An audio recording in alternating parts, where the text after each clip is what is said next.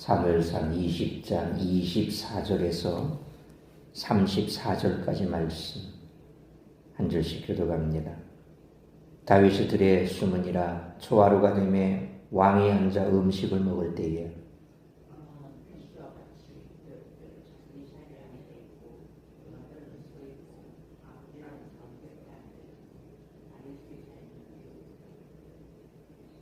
그러나 그날에는 사울이 아무 말도 하지 아니하였으니 이는 생각하기를 그에게 무슨 사고가 있어서 부정한가 보다, 정령이 부정한가 보다 하였습니다.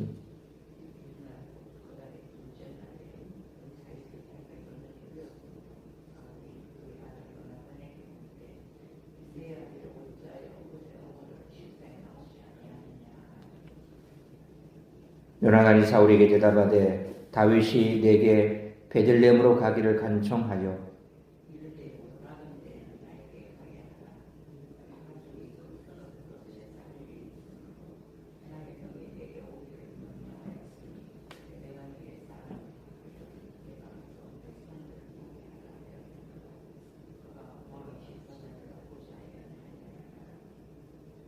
사울이 요나단에게 화를 내며 그에게 이르되 배영무도한 계집의 소생아, 내가 이새의 아들을 택한 것이 내 수치와 내 어미의 벌거벗은 수치됨을 내가 알지 못하느냐.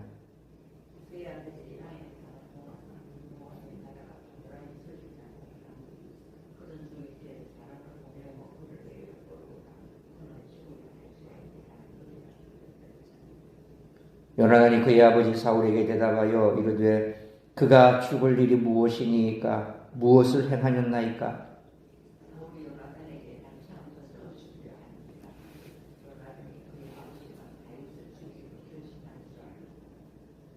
34절 같이 읽습니다. 심히 노하여 식탁에서 떠나고 그 달의 둘째 날에는 먹지 아니하였으니 이는 그의 아버지가 다윗을 욕되게 하였으므로 다윗을 위하여 슬퍼함이었더라. 아멘. 사울은 하루 전까지만 해도 다윗을 죽이려고 혈안이 되어 있었는데 초하루 축제 첫날은 놀라울 정도로 관대한 모습을 보여줍니다. 다윗이 참석하지 않았는데도 아무 일 없다는 듯이 부정해서 그런가 보다 하고 대수롭지 않게 넘겼기 때문입니다.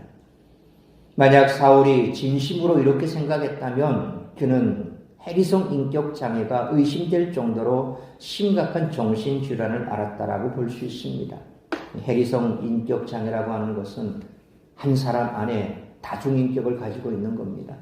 그러니까 이렇게 점잖게 목사가 설교하듯이 아주 점잖게 있다가 어느 순간에가 갑자기 돌변해서 사람을 학대하고 폭언을 하고 그러면서 아주 완전히 딴 사람이 되어버리는, 그래서 그걸 가리켜서 해리성 인격장애다. 그런데 본인도 그렇게 돌변해버리면 자기 스스로도 통제가 안 되고 또 내가 이런 사람이라고 생각을 합니다.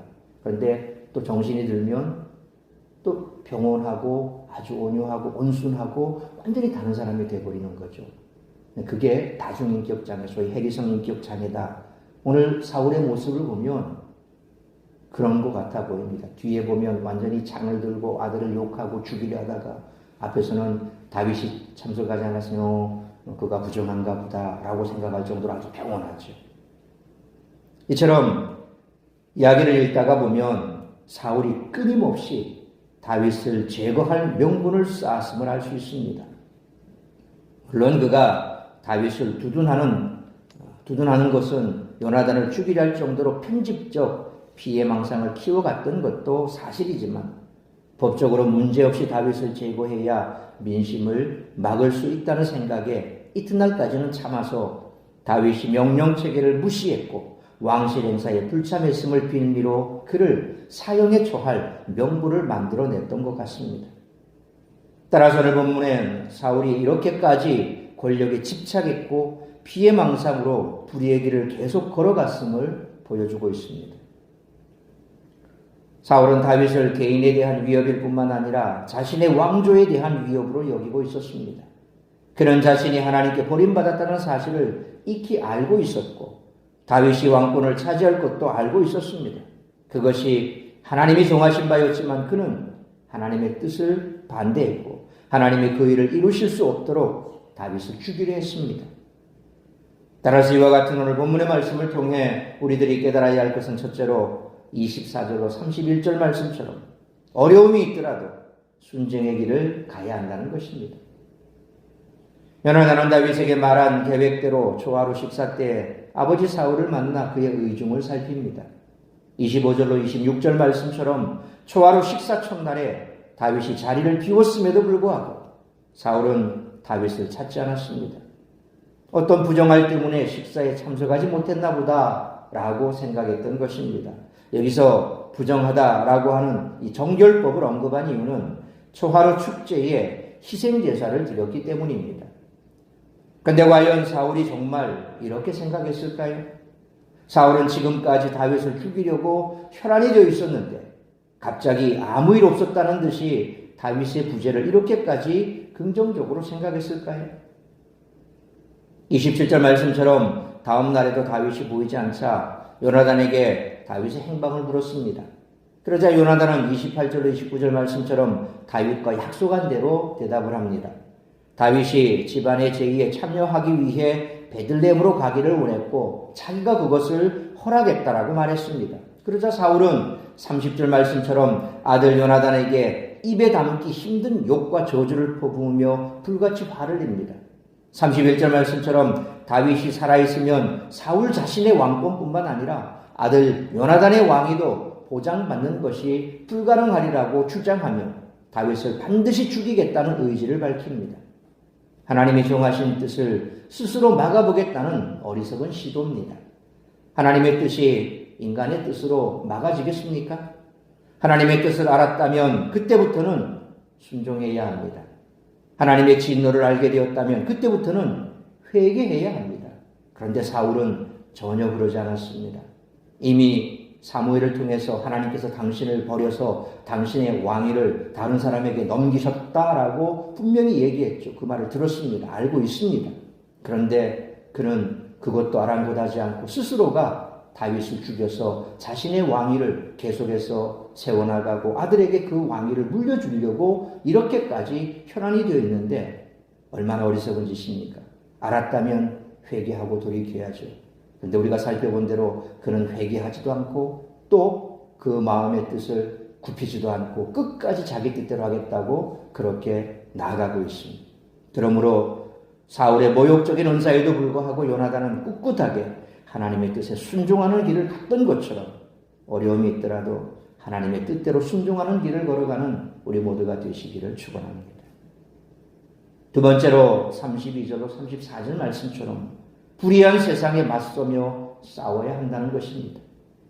요나단은 32절 말씀처럼 또 한 번 다윗을 적극적으로 변호합니다. 이번에는 울분과 격한 감정이 함께 쏟아져 나옵니다. 도대체 다윗이 무엇을 잘못했기에 죽어야 하느냐는 것이죠.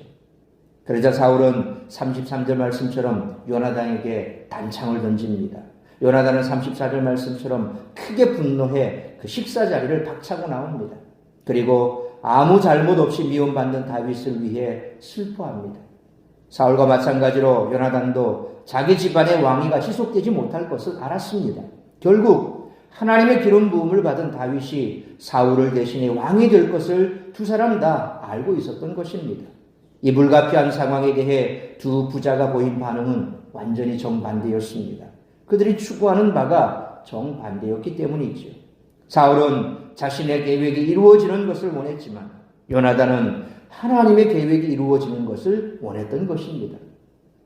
그리고 결국 요나단은 하나님의 뜻대로 사울 대신 다윗을 선택했습니다. 그런 여동생 미갈도 그와 같은 선택을 했음을 알고 있습니다. 요나단은 하나님의 기름 부음을 받은 자를 대적하지 않고 하나님의 뜻 앞에 스스로 겸비하여 그 뜻에 따랐습니다. 요나단의 이런 선택이 결코 쉽지는 않았을 것입니다.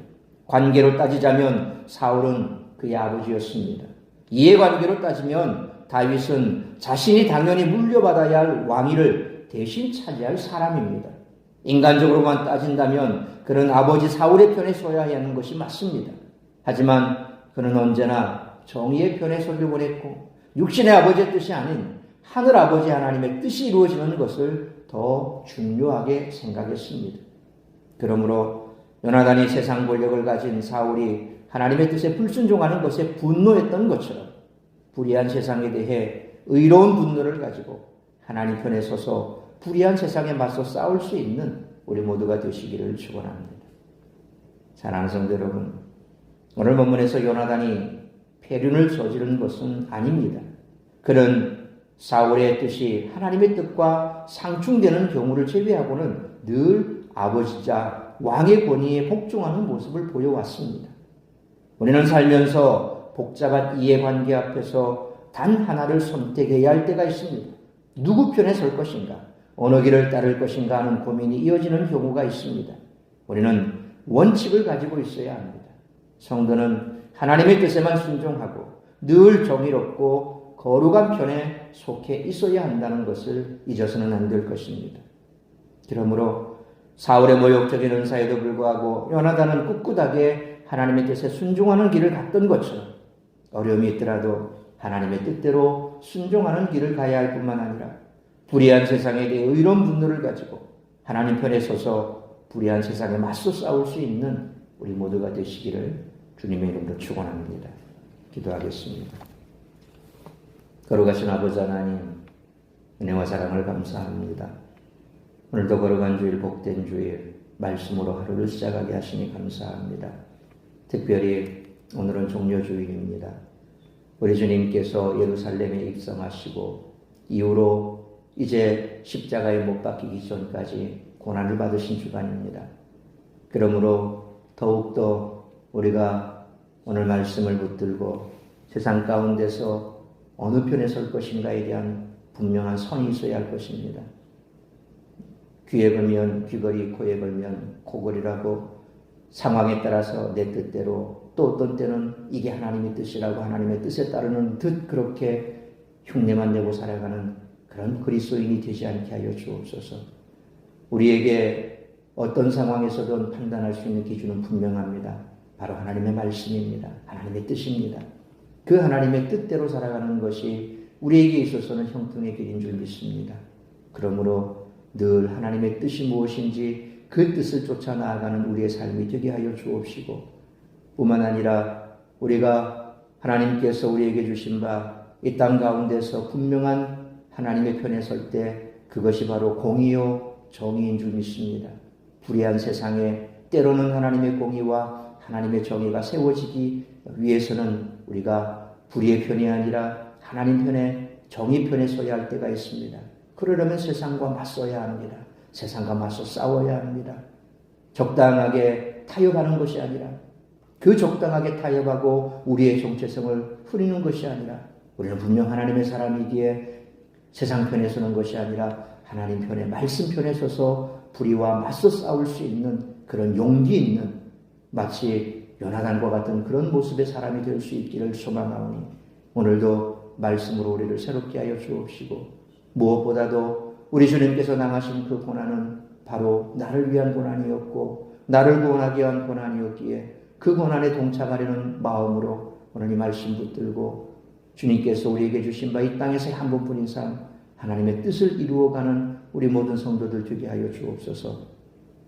오늘도 우리 성도들 한 사람 한 사람 붙들어 주시고, 세상 가운데 있으며 시험 드는 자리 있지 아니하고 주님 앞에 나와 고난의 주님, 그 십자가에서 우리를 위하여 고통당하신 주님을 가슴에 새기며 세상 가운데서 주의 뜻을 이루기로 결단하며 새롭게 주님 앞에 우리의 모습을 변화하고, 이제는 주님께서 나를 통하여 이루고자 하는 뜻이 무엇인지 그 뜻을 이루기 위해 예배하는 예배자로 세워주시기를 원합니다.